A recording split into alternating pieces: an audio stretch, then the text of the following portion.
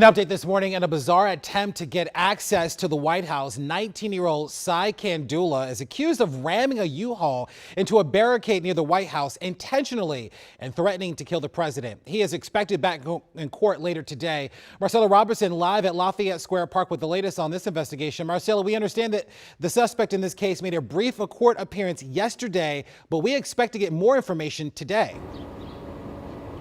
Yeah, Larry, good morning. Yeah, that suspect is expected back in court before a federal judge later today. We have learned a lot more about the teen accused of ramming that U-Haul truck into the barriers here outside the White House. We know that he's from Missouri, and court documents say that he took a flight into Dulles Monday night, a one-way ticket, rented that U-Haul and drove straight here to the White House. I want to show you some new video that we got in. This is of investigators searching Kandula's Chesterfield, Missouri home. That is just outside of St. Louis. A neighbor describes him as a quiet guy who kept to himself.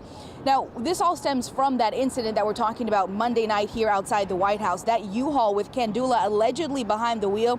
You can see it repeatedly ramming the barriers here outside the White House. Police say after he got out of that truck, he grabbed a Nazi flag before Secret Service took him into custody. The court documents say his goal was to get into the White House, seize power, and to be put in charge of the country by killing the president and anyone else that stood in his way. Those court documents also say that Kandula told Secret Service agents he had been planning this whole thing for the last 6 months.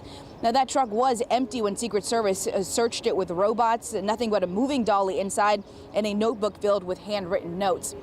Now, the damage to the barriers outside of the White House here, not significant at all, really just shows the strength of them. There will, however, need to be an engineering inspection done to make sure there is no significant structural damage to them and that they still are doing their job. As far as Kandula and that court appearance, as you mentioned, a judge yesterday deemed him a significant threat to the community, so he is still in jail this morning pending that court hearing before another federal judge later today. Back to you.